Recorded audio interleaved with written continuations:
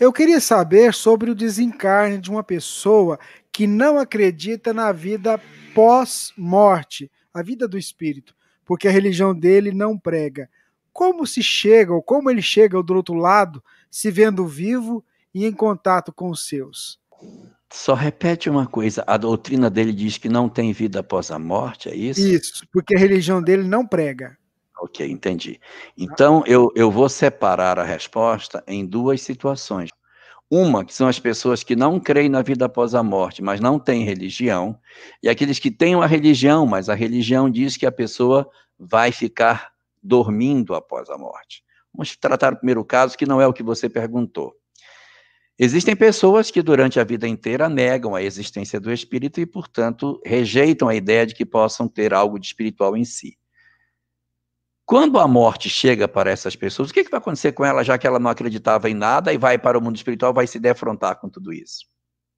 Vai depender de um fator essencial que está previsto na questão 982 de O Livro dos Espíritos, onde Allan Kardec fala aos espíritos qual seria a condição para estar bem no mundo espiritual, se era necessário professar o espiritismo e crer na manifestação dos espíritos para isso.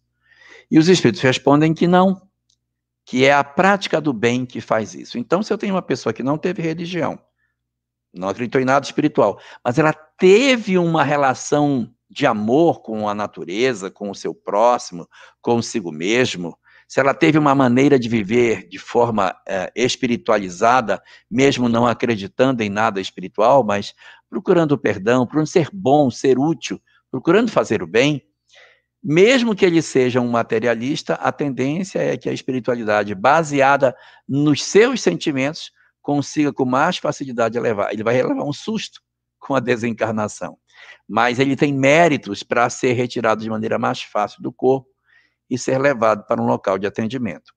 Isso não acontece com o outro que, sendo materialista, viveu a vida focada na matéria, focada apenas nas questões do corpo.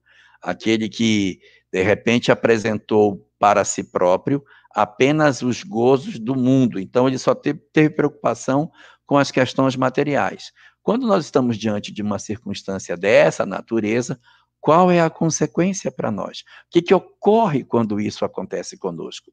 Nós temos uma dificuldade de sair do corpo, porque a gente tem muita vinculação. Então, ficamos presos ao corpo e podemos, por conta disso, sofrer um pouco para poder nos desvencilharmos. Mas essa não foi a sua pergunta é do outro lado. Aqueles que têm uma religião, mas a religião não fala de que vai ter vida após a morte, como é que ficam?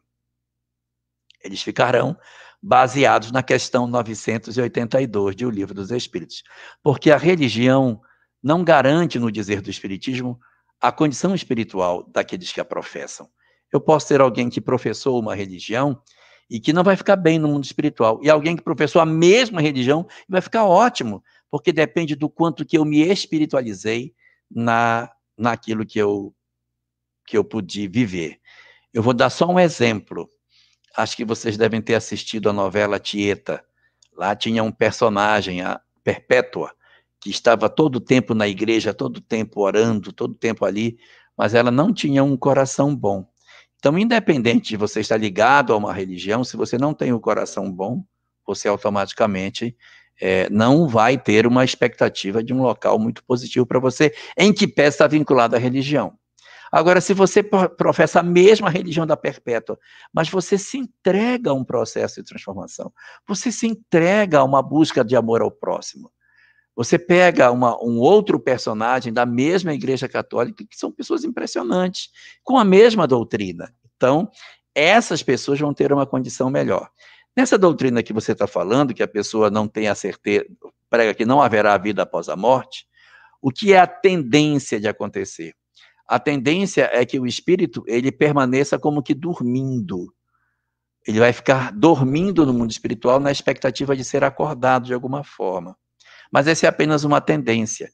Eu terei outras pessoas que, mesmo com essa doutrina, possuem um processo de espiritualização tão elevado que, mesmo com essas crenças, quando chegar o momento da desencarnação, em que ocorrem aqueles fenômenos que as obras científicas estão cansadas de repetir, das pessoas que veem quando estão desencarnando pessoas que têm as experiências chamadas de experiência de quase morte, quando ela vê o momento de se aproximar da desencarnação, ela imediatamente se identifica e ela segue com eles. O outro se refugia na sua crença, com medo do que está acontecendo, ele se enclausura na sua dor e pode perder a oportunidade de seguir naquele momento.